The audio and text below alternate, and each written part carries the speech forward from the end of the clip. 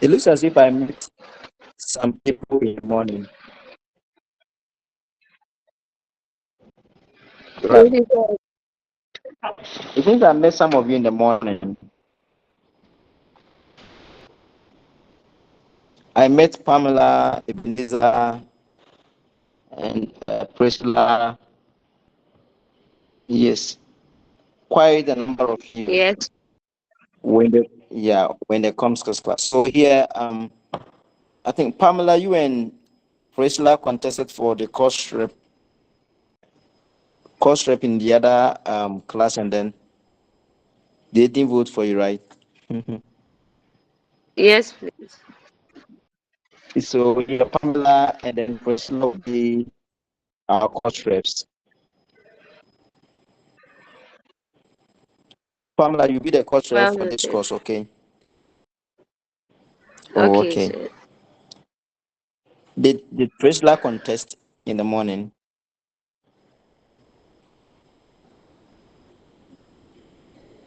So, please, I'm not sure. I think it was this year and it's in Oh, the okay. English. Yeah. Then let's get a guy to assist you. So Oh, James, Sir, James, sir, good afternoon. How are you? yes, I'm doing good. And Hello, you? good afternoon. I'm also fine. Good Can you afternoon, sir. assist Priscilla? Yeah, can you assist Priscilla for us? Okay. Please, of what? Sorry, can you assist Please, Pamela? Can you be our assistant coach rep? of maybe. Okay, sir. Maybe. Yes. Please, we want Yes, to be sir. sure. Can I you do can do it? it.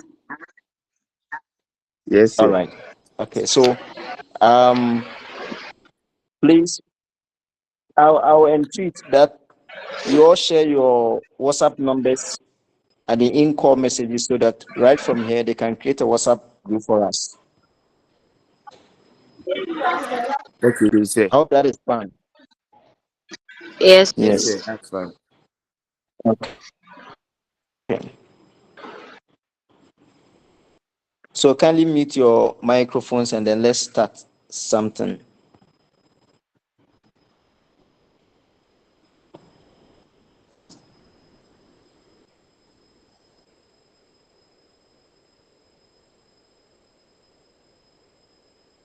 So we are looking at introduction to second language teaching and learning.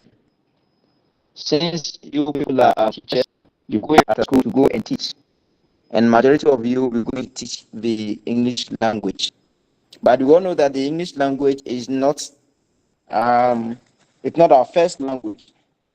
So it's a second language we have acquired or we have adopted and have made it our second language. But since it's the official language used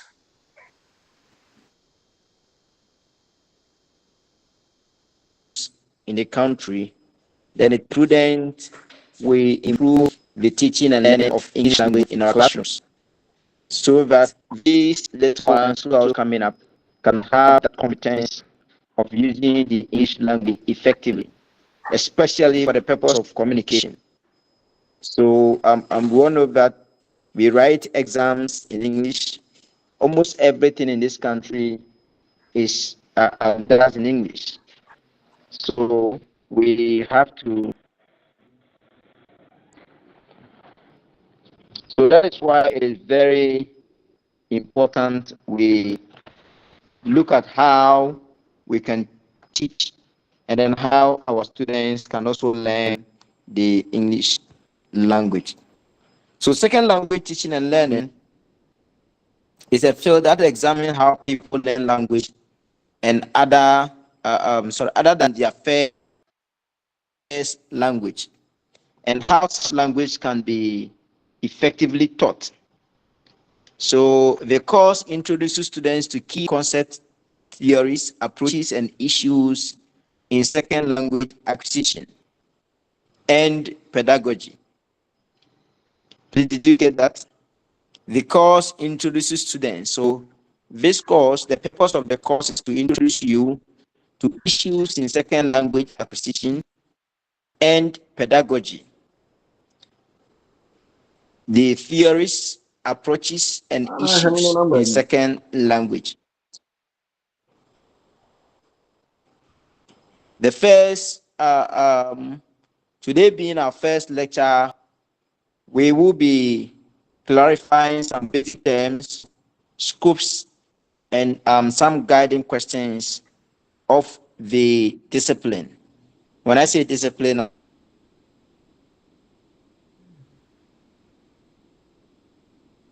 I'm referring to this particular course. So let's begin with some key terminologies. So these are terminologies you must know. Once you are doing introduction to second language teaching and learning, you should be preview to some of these terminologies.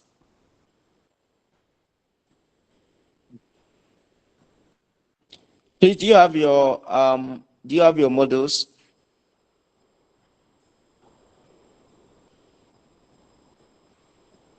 Hello. Yes, sir. We have it. Yes, sir. Yes, please. You have them. Yes, sir. Okay, that is fine. So now let's look at some terms. We have one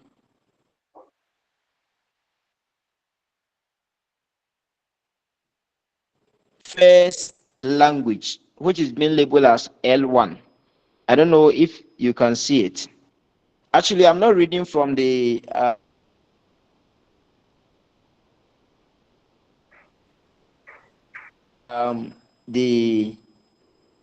model I prepared, but I believe these language are one in the model, and then LA, language teaching, and so on and so forth. So as you read the book or as you read the model, you come across these terminologies, or even as you keep as you write your exams, these terminologies will be very useful. They'll be very useful as far as this course is concerned. So when we say first language, which is L1, how do you understand this term? The introduction and learning of second language. In introduction of second language teaching and learning, how do you understand the term first language?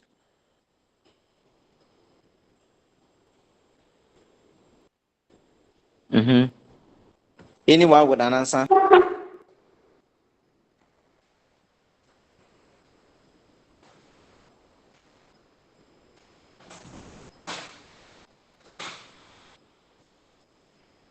Yes, please, I'm listening. Talk to me.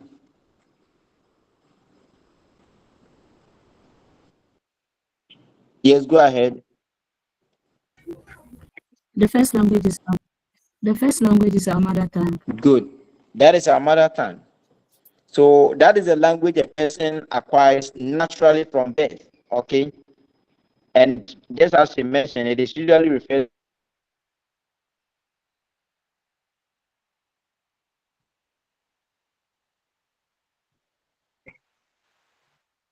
to as our mother tongue. So that is the first language, our mother tongue. And then second language,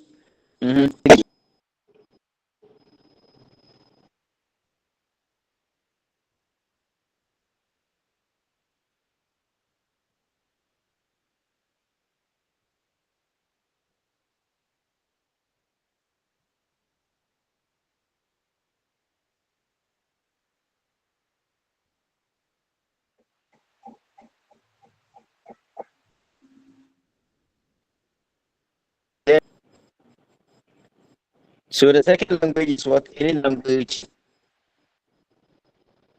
learn after the first language, right? So this may be acquired in a natural environment Yes.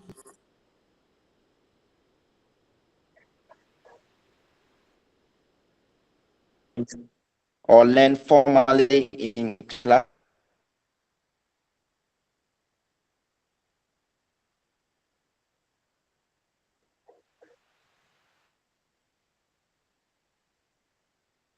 classroom. So we have people who are yes, they speak. We have people who are tree by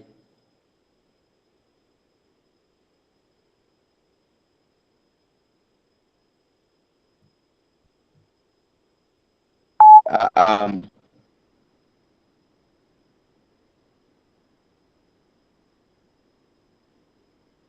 who speak tree as their mother tongue,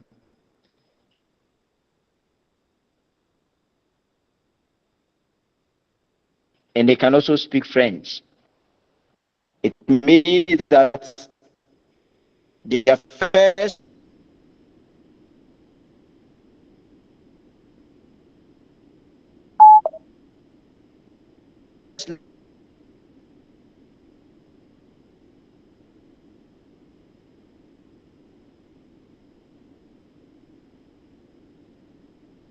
language is the language from birth. That is the first language.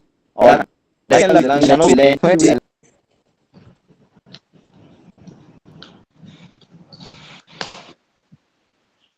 Please come again. I'm asking that when do we say a language is foreign, or what is foreign language? What is foreign language? It's a foreign language Okay. is when someone learn a different language aside what the mother taught him or her. Well, So this, how is your definition different from second language? second language, James, say, how is your definition different from second language?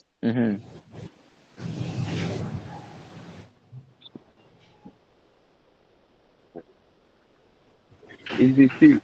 The second language, it is How is it is different from L2?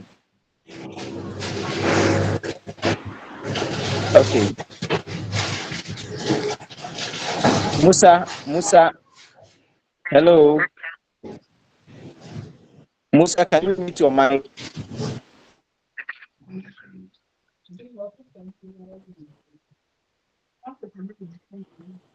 Okay. James, how is your say. definition different from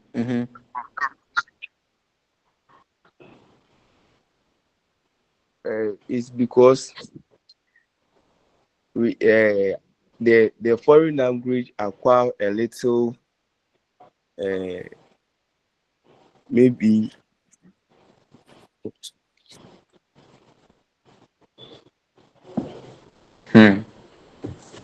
Anyway, a foreign language is learned in a context, okay? In a context where it is not commonly used for daily communication. Do you understand that? So a language becomes okay. foreign when it is not commonly used for daily communication. For example, someone learning French in Ghana. You know, Ghana, it's basically, James, you can mute your mic for us, please. It's basically our mother tongue.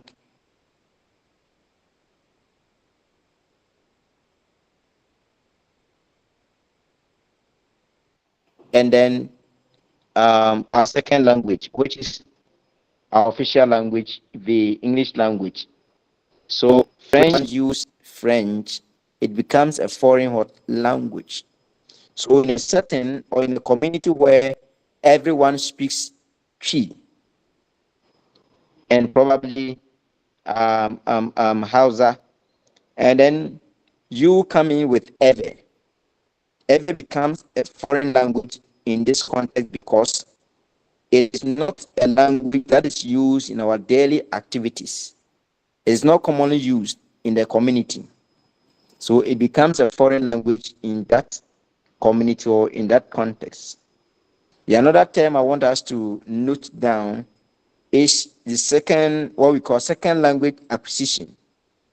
Please don't be confused. We've talked about second language, and then we are talking about second language acquisition. And second language acquisition, we are saying that it's a field of study that investigates how people learn second or additional language acquisition. So how people acquire second or additional languages, focusing on the cognitive, social, linguistic, and psychological processes. So acquiring language goes through some processes, and some of them are the cognitive, social, linguistic, and then psychological processes. So in acquiring language, in acquiring a second language, it is cognitive complex, social, linguistically, you must pay attention or focus on that, and then psychological processes. The third terminology we are looking at is language teaching. Language teaching. So when we talk about language teaching, it is the plan, systematic instruction of a language, which is often used within formal educational setting. So as teachers who are being trained, or teachers we are training for you to also go and then teach the English language as a second language. The system or the term language teaching is all about you planning and having systematic instruction of a language in a formal educational setting. Now, second language learning, uh, uh, um, let's just suppose second language learning and then second language acquisition. What's the difference between the two? Second language learning and second language acquisition. What is the difference between the two?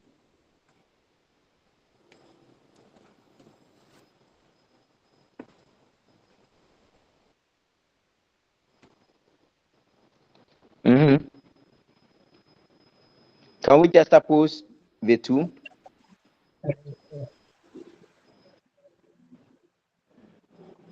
Hello, Mm-hmm. sir. Yes, I'm Sir, listening, so please. my view on this is that with the second language acquisition, I think it will come about from um, you finding yourself, a person finding himself in a different geographical area that speaks a different language from his, but through social interactions, he begins to pick up that Mm-hmm. particular language that he finds himself in. And when we talk about the second language learning, with that I can say that it is a personal decision. It is a personal decision to learn how to speak or use a different language apart from your indigenous mother tongue. So with that, you are conscious of your effort that you want to learn. But when uh, we talk about the second language acquisition, with that one, it is some it sometimes comes unconsciously, but because you find yourself in that particular area, you tend to acquire that language. That is my submission, sir. Wow. Thank you so much. What's your name? Cyril. Or what's your name? Sadly, I'm Cyril. Cyril. What's the other name? Please, the name on my email account is Cyril Blink. I'm asking what is your name. I didn't ask the name on your email account. Okay, sorry. Please, my name is Tim Daniel Appleton. Okay, good. So Tinkran, if it were examination, I would have given you 9/10 for this explanation you have given. Yeah, Thank you. you've done well. So as Tinkran said, the difference between the two is that when it comes to language acquisition, it is natural and subconscious. Second language acquisition is natural and subconscious. Natural, nobody sits you down to teach you, but then the more you interact or you find yourself in that environment and then you interact with people, subconsciously you acquire the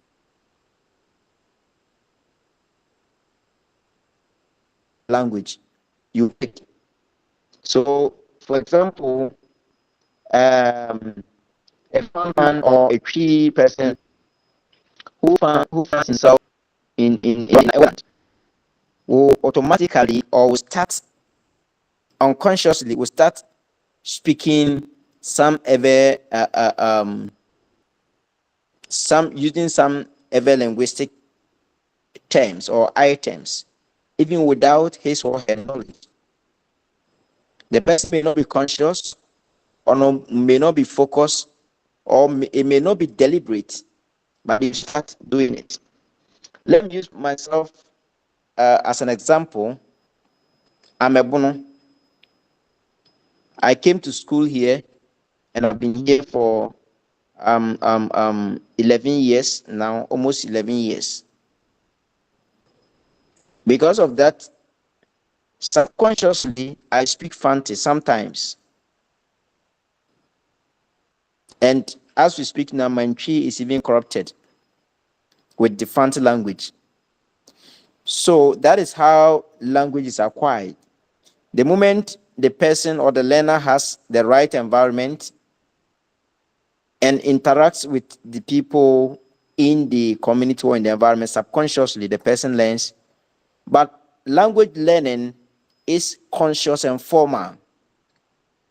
Language learning is conscious and what? Formal. That is why we sit in the classroom to learn English language. It is conscious and formal.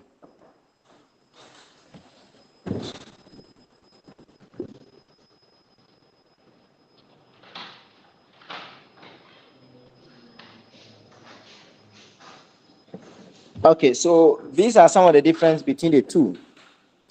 Another difference is that language acquisition occurs through interaction, just as we have mentioned. So the more you interact with the people, subconsciously, you start speaking their language. Let's assume you find yourself in a place where your language is not spoken.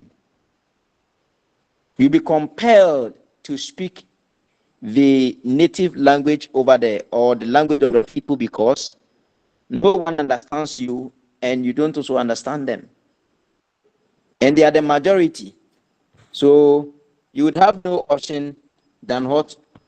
Than to learn their language.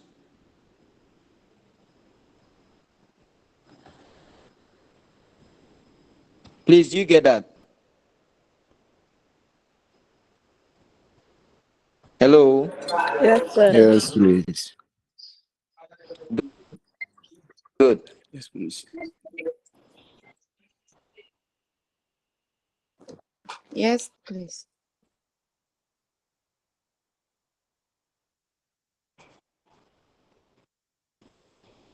So we are saying that, okay, we are saying that this one is natural and subconscious, and then second learning or second language learning, it's it what? It's conscious and focused. So it's deliberately teach you the English language. That is why we've been preparing people to go and teach the English language. in your various schools.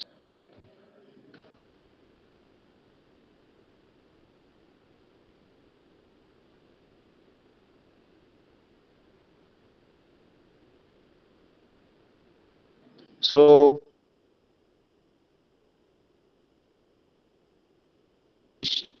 for example, we can the man together with his dogs is coming. The man together with his dogs is coming. Now, under normal circumstance, one may say, why is the verb not are but is? Because the man together with his dogs. So why not are coming yet is coming? That is language worth learning. It's full of rules. Now, when you come to subject verb agreement rules, there's a rule called the use of pseudo conjunction. So according to the rule of grammar, together with is a pseudo conjunction, and so cannot combine or cannot join the two subjects together, and so the verb must be singular. This is purely rules, and so you must abide by it. So when it comes to language learning, it's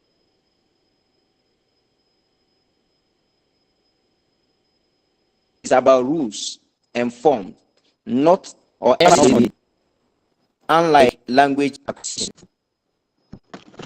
Note this, that whilst early theories sharply distinguish the two, contemporary scholarship often sees them as complementary.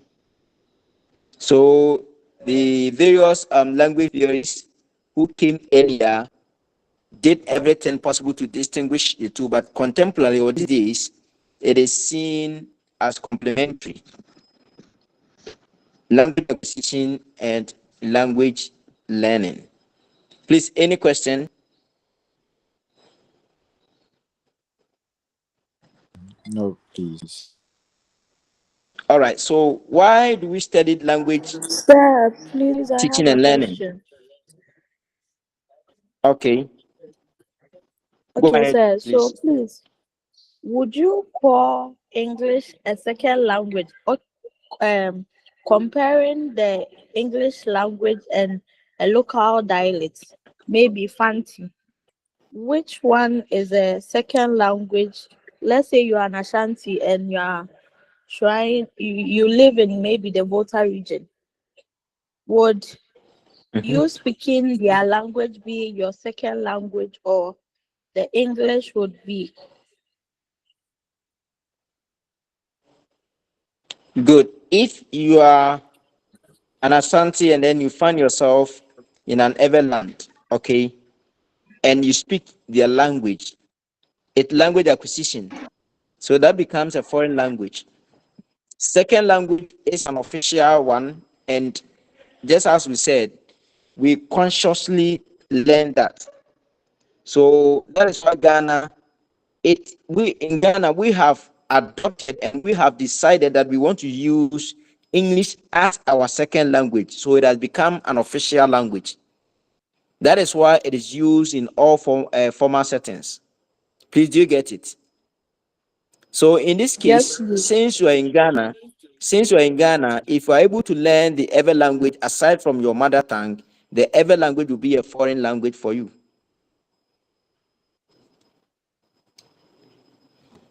If you want Okay, to sir. look at it, yeah, if you want to look at it contextually, okay, contextually, then when let's assume when it comes to a community where we speak Twi and then we speak Twi and English, and then someone comes in with Hausa or any other language, that language becomes a foreign language because that language is not commonly used in our daily activities.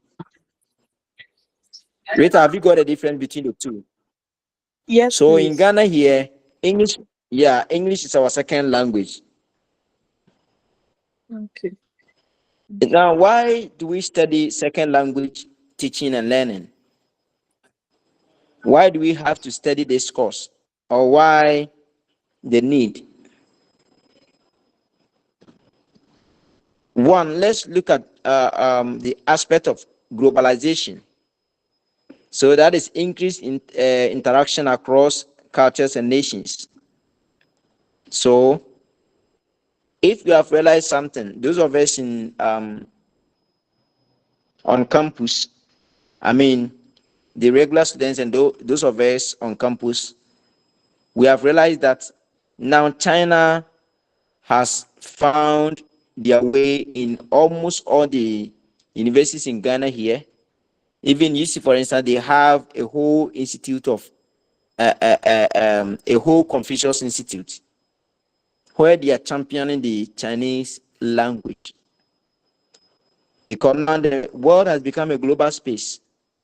For the purpose of what interaction across cultures and nations, it is very important that we study, we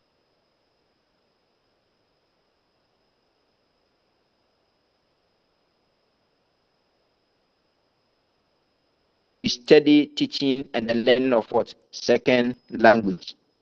Two, for the purpose of education.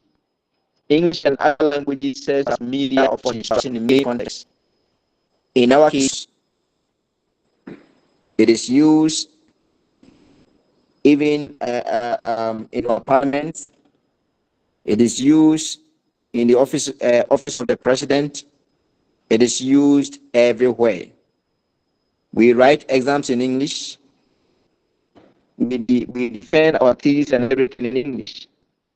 It means that English has become or serve as medium of what instruction in Ghana, and so it is very prudent that we study how to teach and how to learn the language.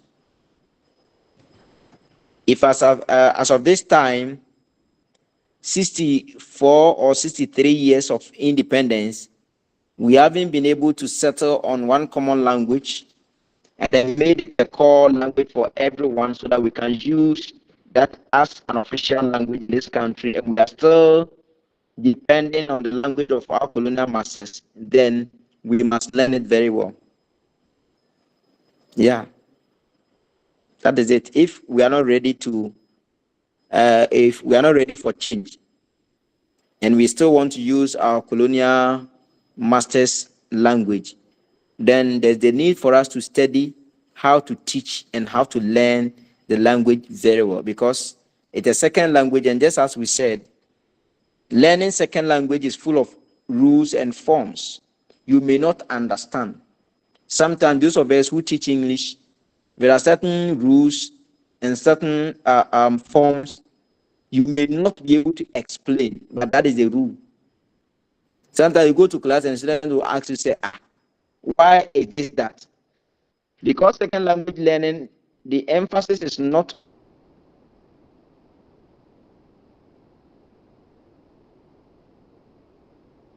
on meaning, but rather on forms and rules. Even if you explain it's a rule, so you must also take it like that, which is quite problematic, but it's unfortunate.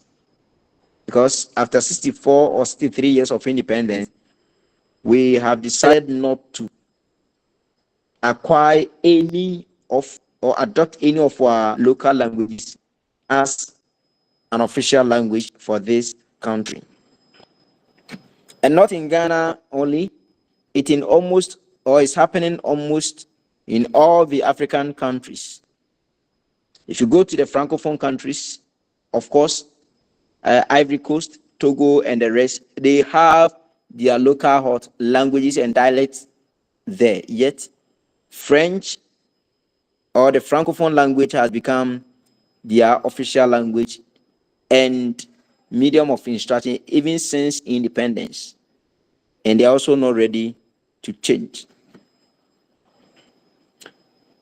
We learn and study second language for the purpose of migration and multilingualism.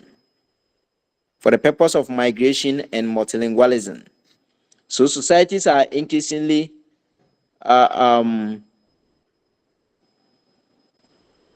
societies are are constantly becoming linguistically diverse. So, for example, when you come to Ghana, let's use our dear nation as an example.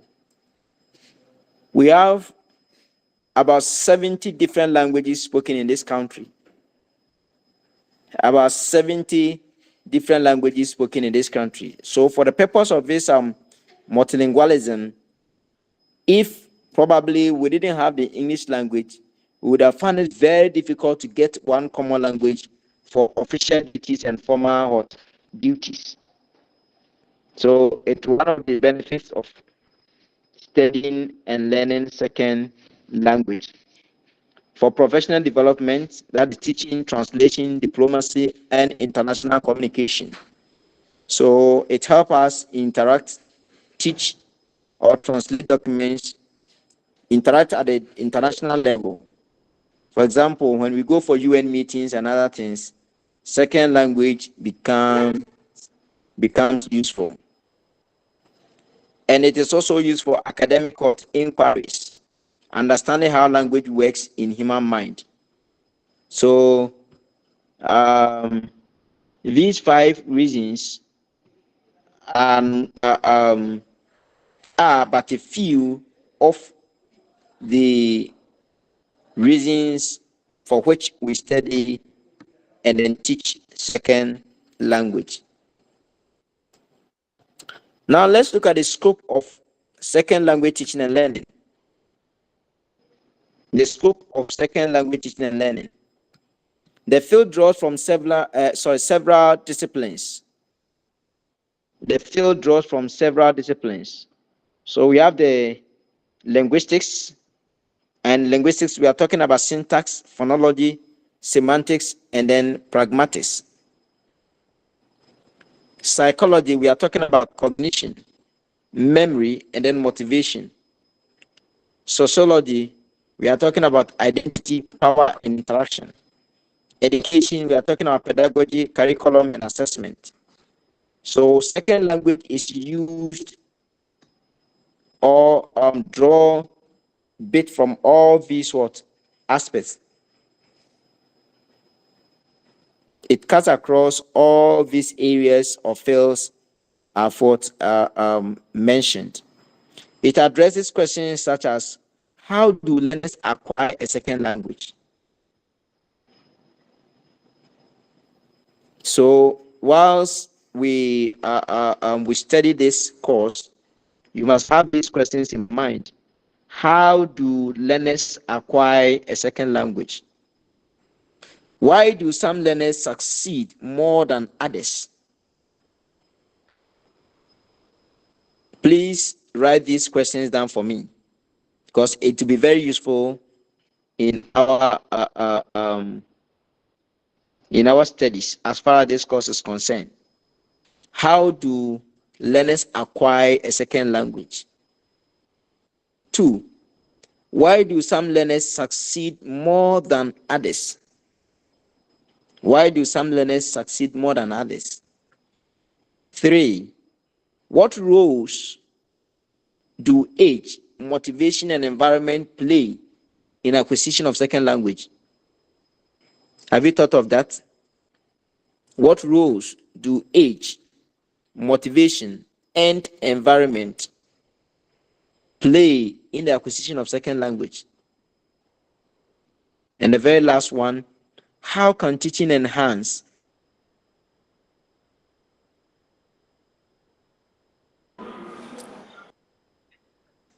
learning outcomes?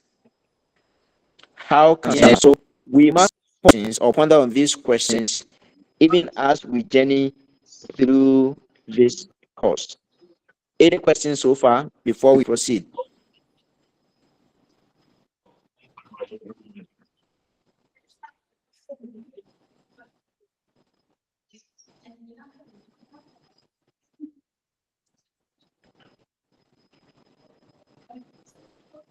Hello?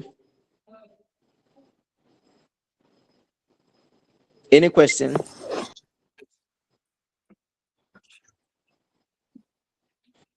If there are no No, sir. questions, all right, thank you.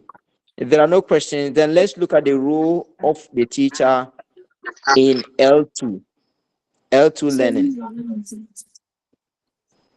Pardon me?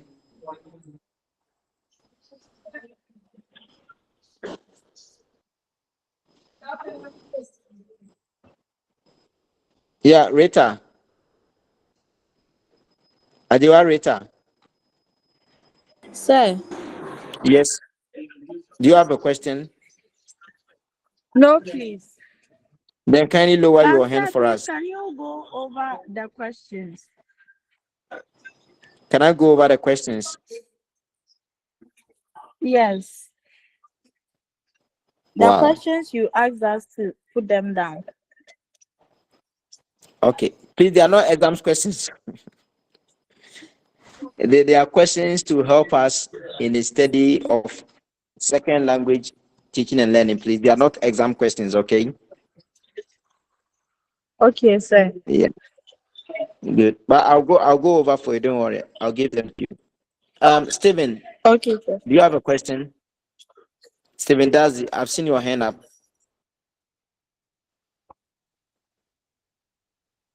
Stephen, probably he's not aware. So Rita, you can lower your hand for us, okay?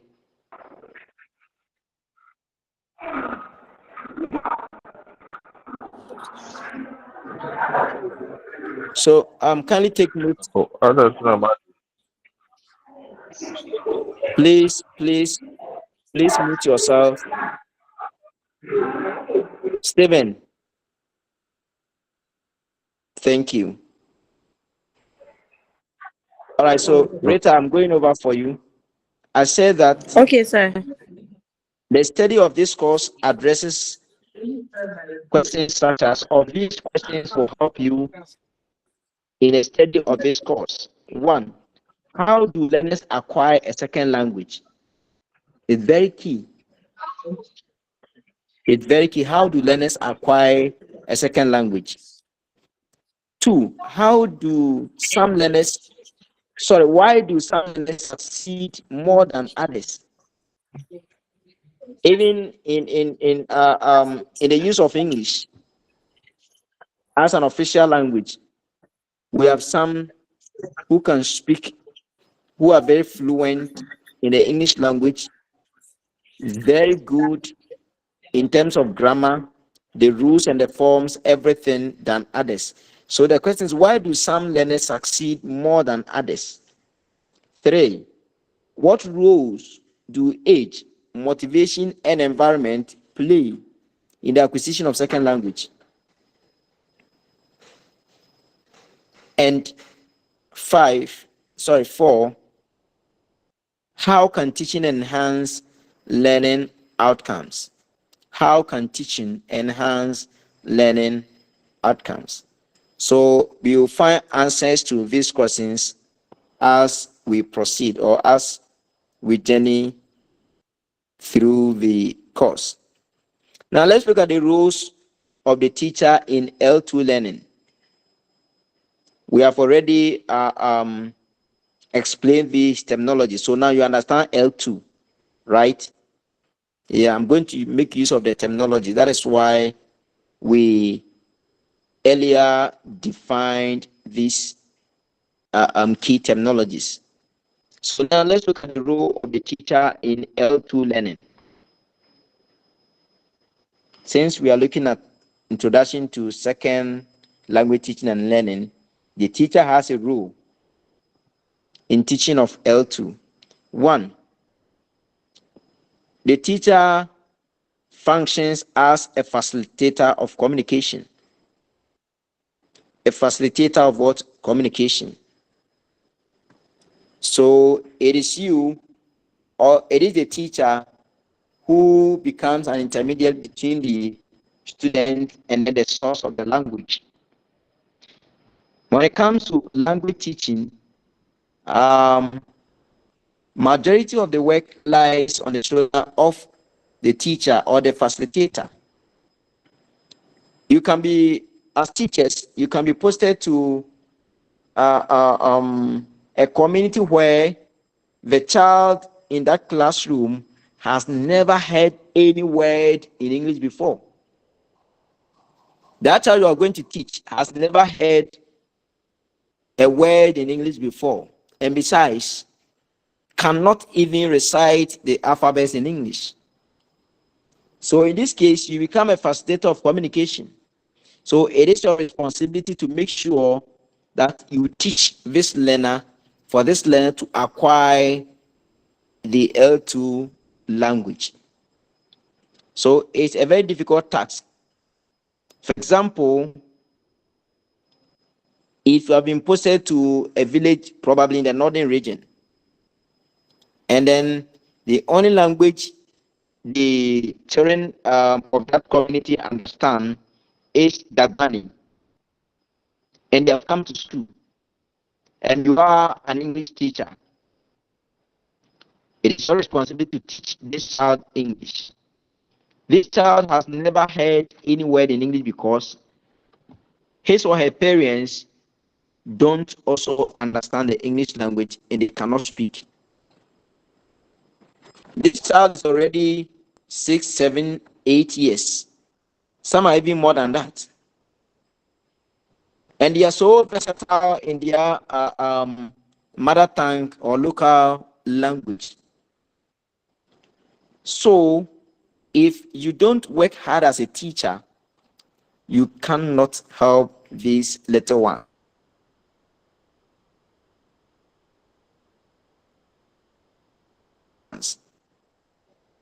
So the role of the teacher in L2 learning is very huge.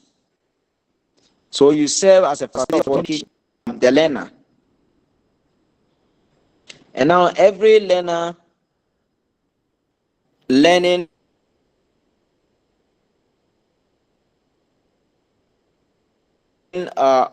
second language is like a child born from it's like a newborn baby. Let me put that way. It's like a newborn baby who started learning English. Now, according to one language theorist, her name is Krashen. Krashen, Krasen. Krashen 1981 explains this notion. And according to Krashen, that you see, when you give birth to a child in your home, I don't think you deliberately sit the child down to teach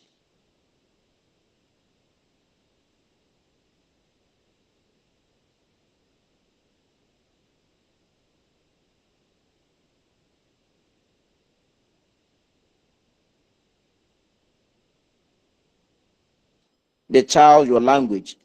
But then because the language you use really in the home and in the community, the child is the society, you realize that when the child gets to 3, 4, 6 months, the child randomly start making some utterances in the language.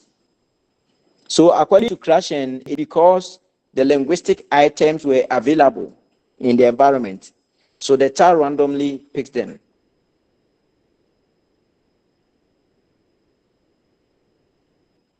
Even without anyone consciously teaching the language.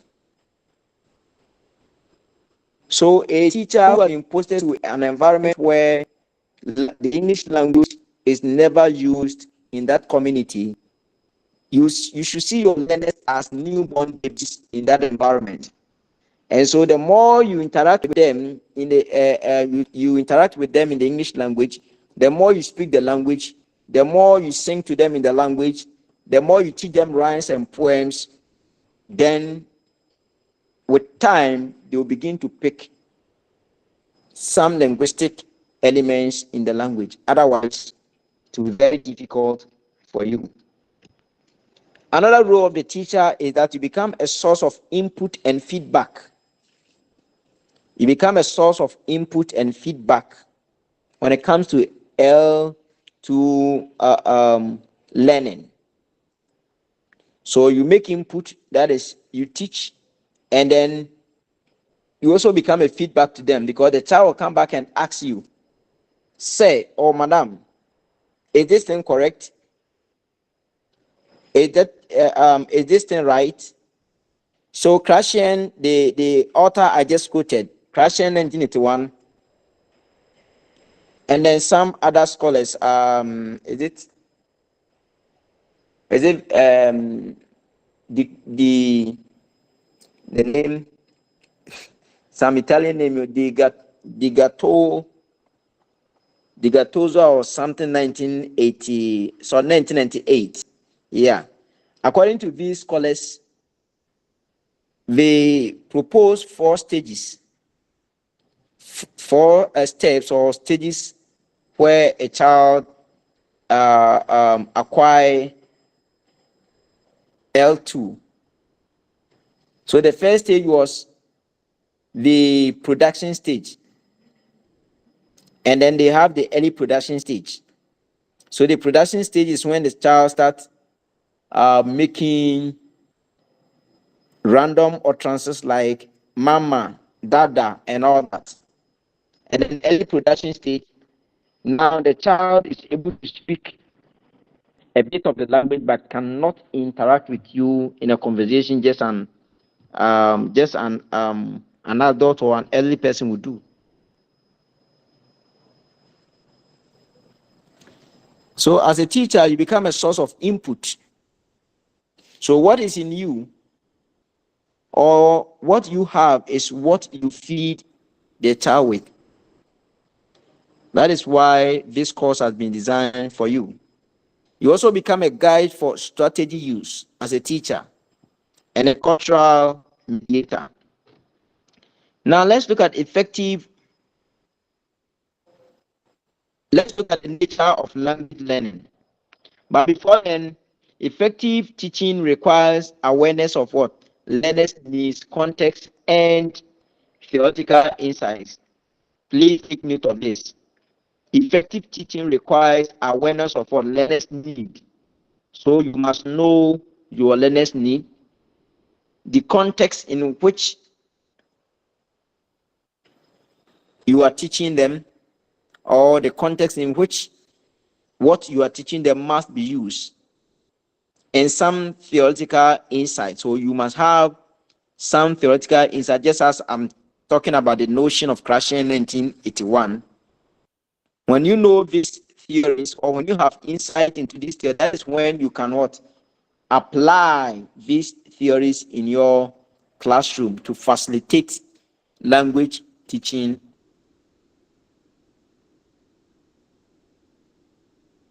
and learning.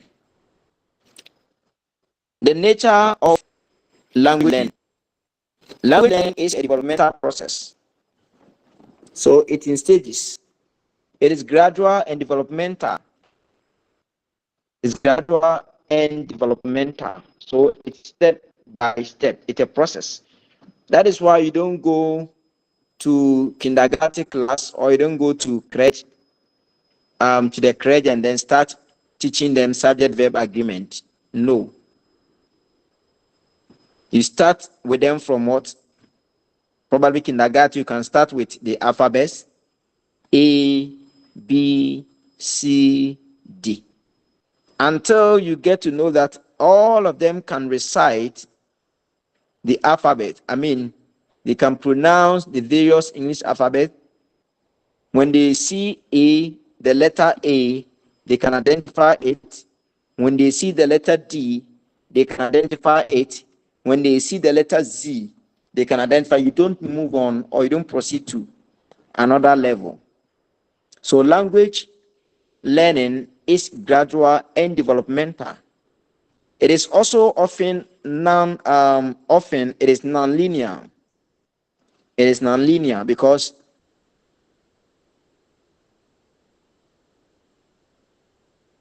the learner can begin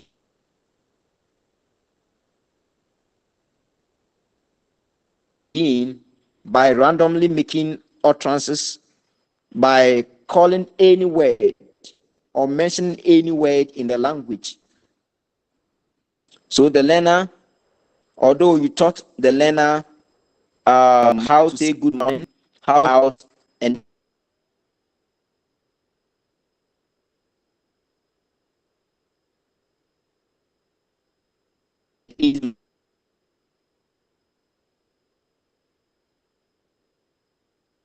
myself and all that.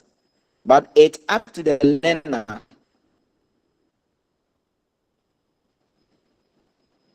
when speaking. He or she can come out randomly and mention any word at all that comes to his or her mind. So it's often nonlinear. Let me say interaction. So if the child learns to speak the English, you should understand and know that the child is going to commit a lot of errors because he or she is a L2 learner. So the nature of second language learning is influenced on errors, so that it is the responsibility of you, the teacher, to correct those errors. So please, when you go there and you are teaching your children, probably some may succeed earlier than others, some may be better than others. Please make sure the those who succeed or those who are quite better than the others don't make mockery of their colleagues. You should see to that as a teacher.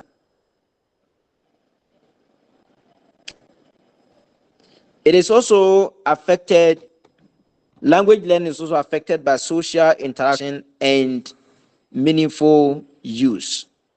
Social interaction and meaningful. So the environment also counts. So make your classroom a conducive environment for the use and then for the use of the English language. Note that errors are not failures, but evidence of what learning in progress. That is why I said make sure your students who succeed earlier than others don't make mockery of those who are still learning. It is very important. Errors are not failures, but they are evidence of what learning in progress. Good. Any question?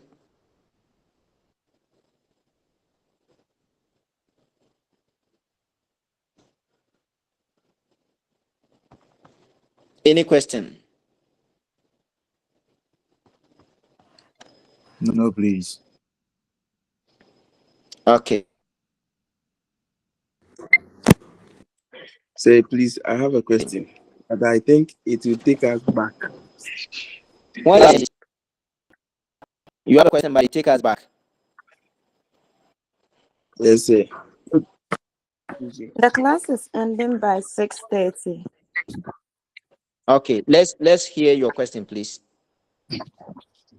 Please, my question is, if a teacher is from maybe the Asante and he knows how to speak the Ga, and has been posted in the Ga area, and the people in the Ga don't know how to speak how to use the English language or how to speak the English language, and the teacher uses the Ga to teach them the English language.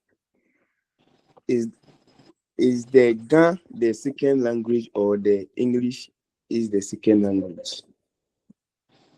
Second language of who? The teacher or the learners? No, the learners. You see,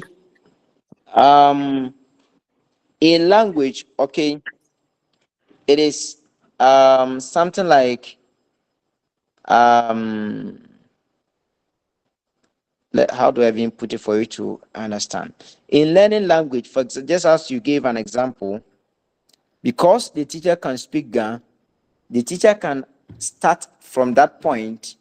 Since the learners don't know anything in the English language, you can start with them in the Ga language, but that doesn't mean the Ga language is the second language. No.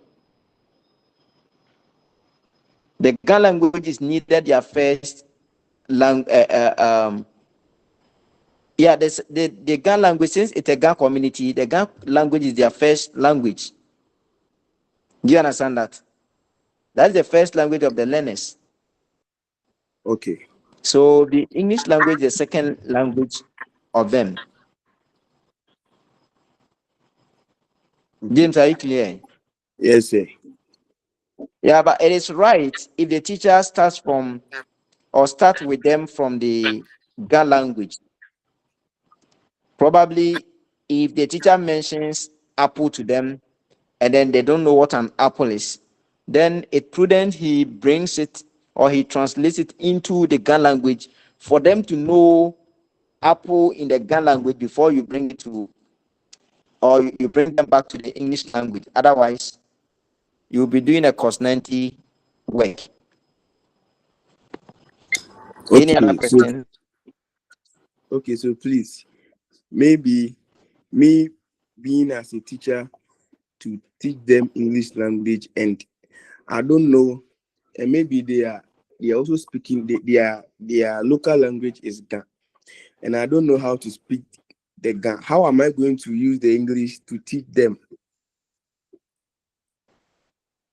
Good. So this has what you are saying is one of the challenges or issues when it comes to language acquisition or the teaching of English as a second language in this country. Is one of the problems. For example, just as you said, you speak Cree and then you are being posted to teach in a village or a community in the northern region where veterans speak Dagaba only and they don't understand any other language apart from what? Dagaba. But you as a teacher don't also understand the Dagaba language. It makes language teaching very difficult. Very, very difficult. Because practically, whilst we're growing in school, if the teacher says something in English and we don't get it, he translates it into our local language for us to get it there before he comes back. So, for example, if you mention cat, and then the student or the children don't know what a cat is, but then you translate it into their language and then you tell them cat in your language means okra. You see, they will be like, oh, okay. Do you get it? So the next time you mention cat, they know that cat is what? Okra. But if you don't understand their local language or their dialect, then I don't know how you are going to manage. So this is something GS must look at. Yeah, communities or in such communities, they must make sure they post people who understand the local languages there. I hope when you're applying, when you're filling the GS recruitment form, you are asked the languages you speak, right? Yes, Do sir. they ask? Yeah, they ask. So Yes, please. I think, yeah, they must, because it will surprise you that you go to a classroom and then the whole class, their first time of hearing the English language is the day you said to them, good morning.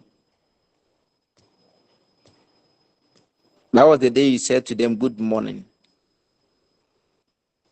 Anyway, now let's look at some theories of language acquisition and learning.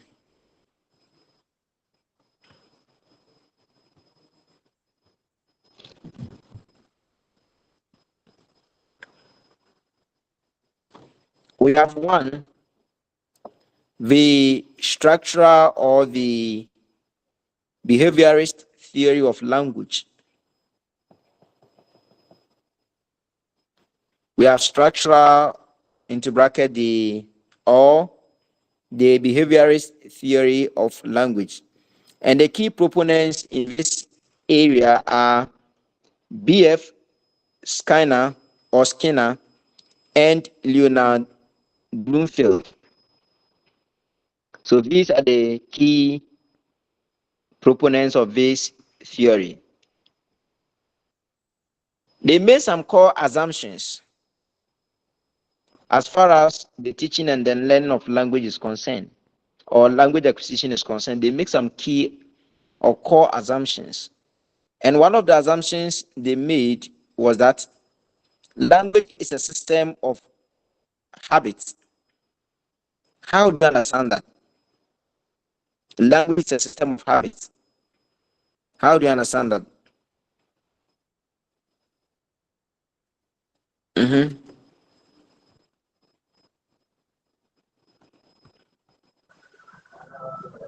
Hello, sir. Yes, go ahead. So, sir, please, if you say language is a system of habits, my understanding is that learning a language is not a one-day job. Learning a language is not a one-day job. You progress in language learning. So, if you start learning a particular language, as the days goes by, and you are still keen on learning the language, you progress from one stage to the other. Because you being a beginner or a learner in a particular language, you cannot immediately start using proverbs like examples like proverbs and idioms in that particular language. You learn from the basic things. So you progress as the days goes by. So in that aspect, we say that language is a system of habits. You progress. That is my understanding, sir. Okay. Yeah. So just as we mentioned earlier, that language learning is gradual and developmental, right?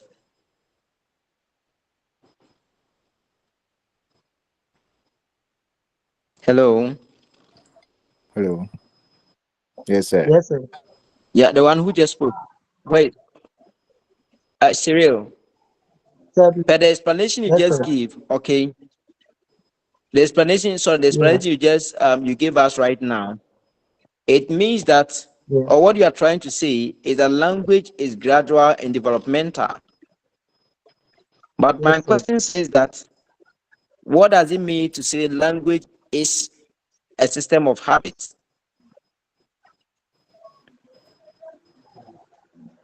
from Okay. the behaviorist or structuralist view of language?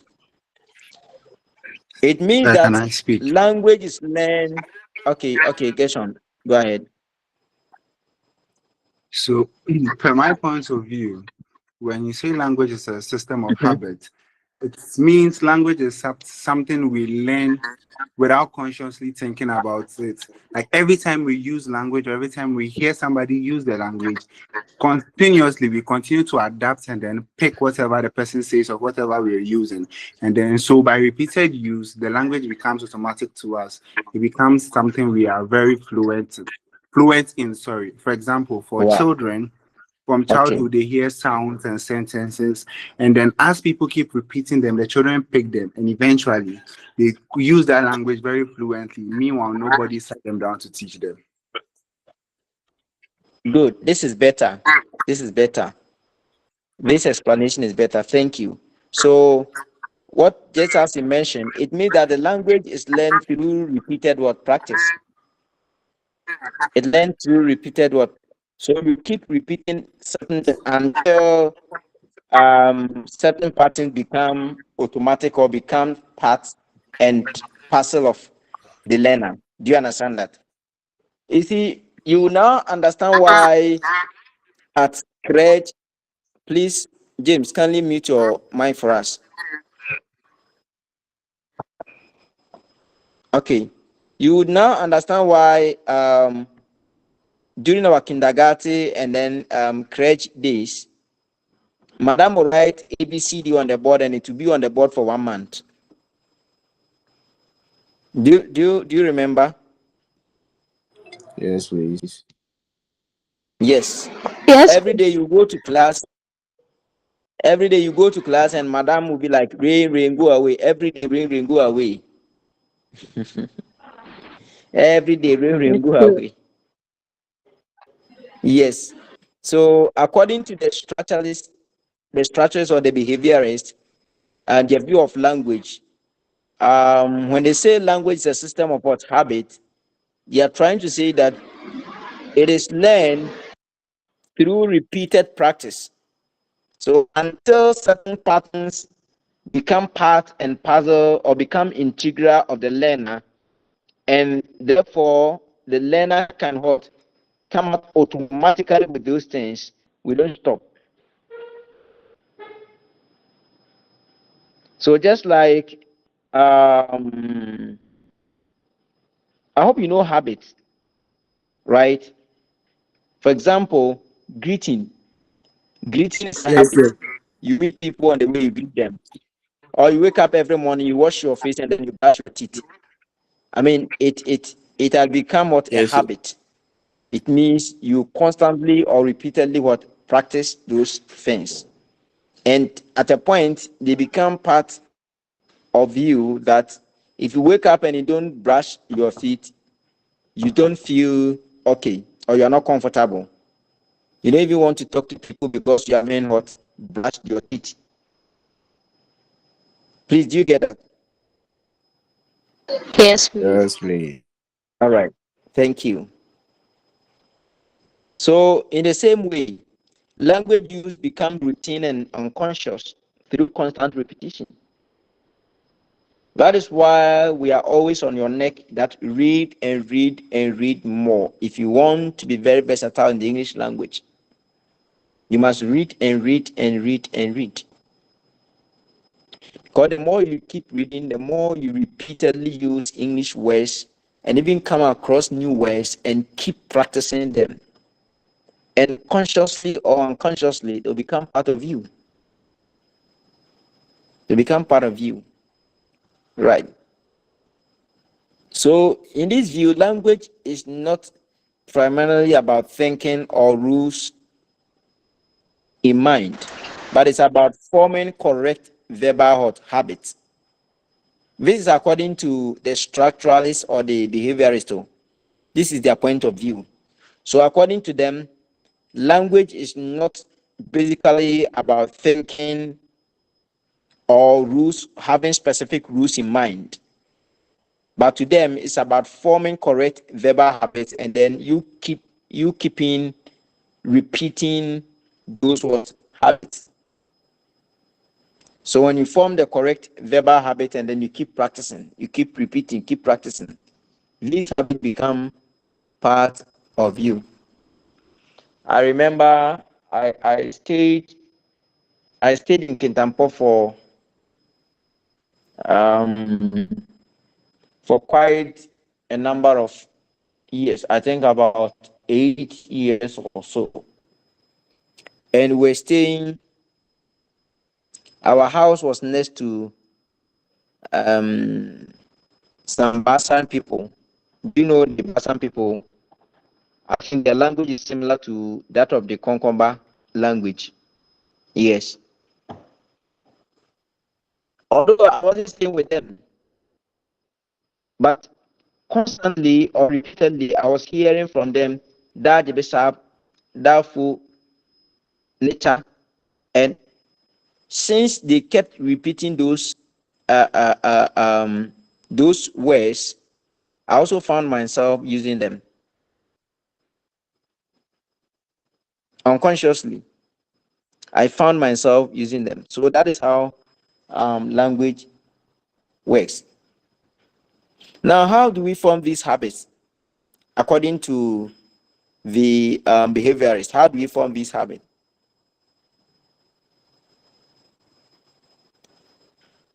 So the learner hears a form, okay?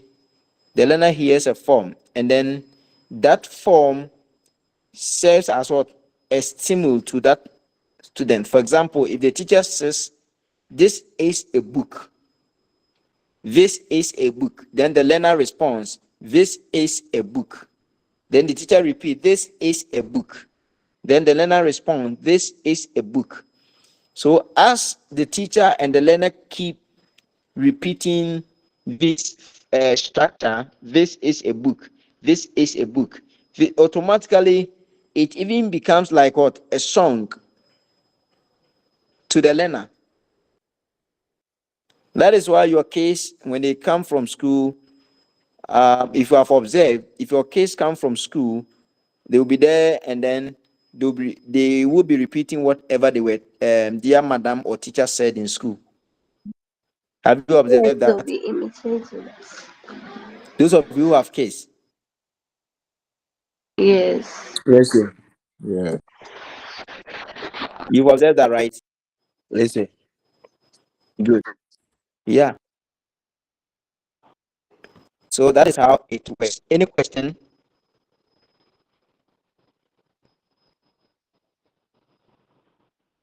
So with enough repetition, the sentence pattern becomes a habit. So Elena repeatedly practiced, I am eating, he is sitting, they are eating, I am eating. That is why usually when we started learning the English language, it was like everything was put in the form of songs and rhymes. Every day I go, now I am going. Yesterday I went, tomorrow I shall go. Already I've what? Gone. So these were put in the form of rhymes and what? They were put in the form of rhymes and songs for us. For the purpose of repetition and then what? Memory and memorizing them. So whilst we kept repeating, it became a practice and then it became part of us. So it became a habit. All right. Okay. Yeah, please. So can I define it as the language habits are the ways we use language in our daily lives? Or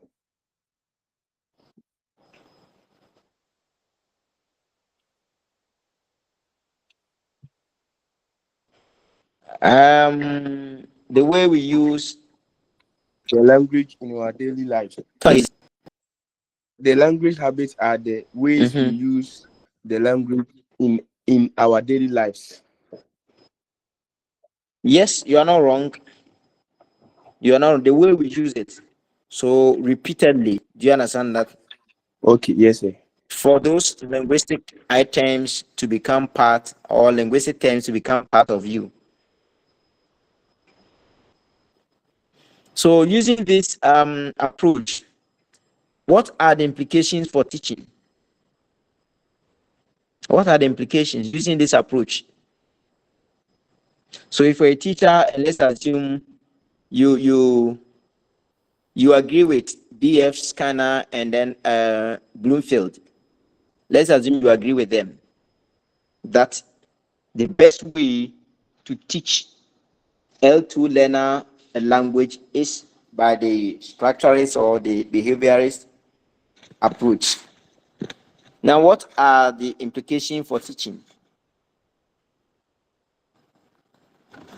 If a language is a system of habit, then it means that repetition is essential.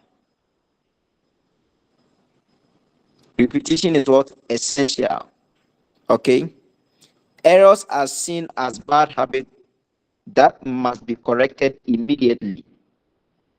So, if you use this approach in your class, and then every day I go, now I am going, automatically it becomes a song for the learners. But once you hear that one learner twist it and then begin to sing, every day I went, now I am wenting, that thing must be immediately corrected. Otherwise, since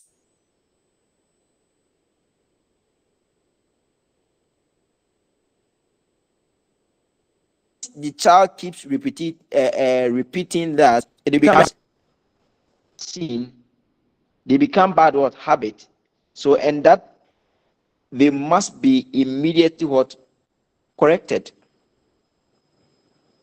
You must correct them immediately. Otherwise, if you leave that child for a day or two, it will be very difficult for the child to come back to every day I go. Oh, but every day I went, now I am wenting. Okay. Another implication is that the teacher controls you, the teacher. You control input and practice.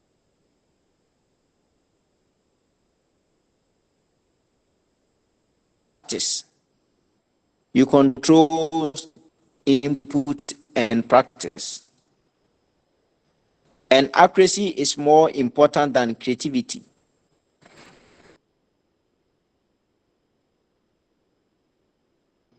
So if you want to go by this approach as a teacher, then in case the teacher should control practice. That is why I said, if the child veers off what you have taught him or her, then you should immediately correct the child. So you control the practice of the learner, and the input is also being controlled by you, because it is you who have formed these rhymes and songs for them. So you control input and then practice. And then when it comes to this, accuracy should be a priority. Accuracy should be what? Priority, more than creativity. Accuracy should be priority more than creativity.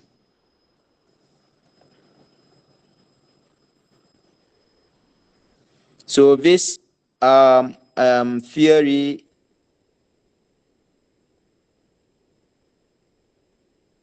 influence methods like audio language, giving them use or audiovisuals for them to watch, and then as they listen, they also repeat or say after whoever they hear them speak, and it becomes part of them. Right. Any question?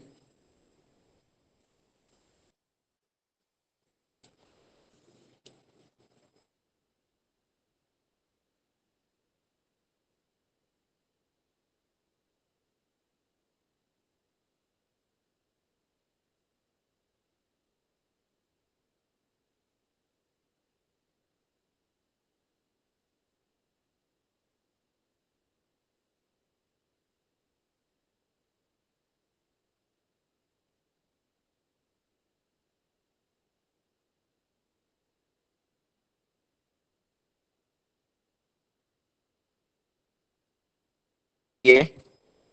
But then just as I said, Pamela and then James, make sure you create a WhatsApp platform for us. So kindly share your numbers and your names here in the in-call messages for them. WhatsApp and Okay, sir.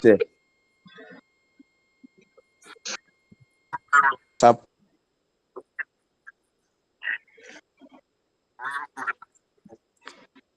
page. Okay. Pamela, please give me your number.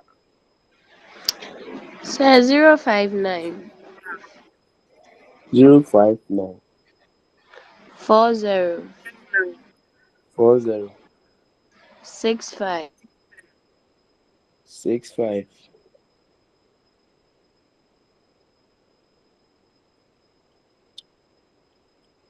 65. Hello. For Okay. us. 059 40 65 65.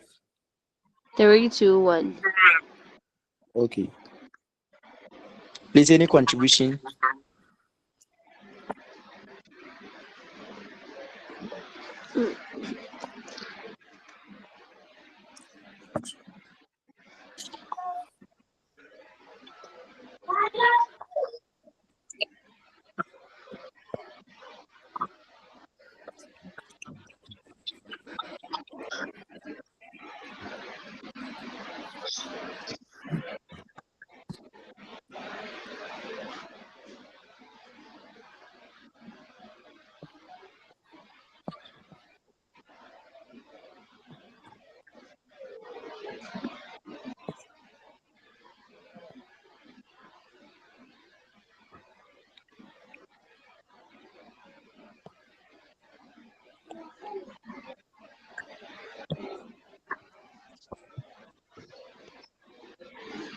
Sir, sir, please can you add your number?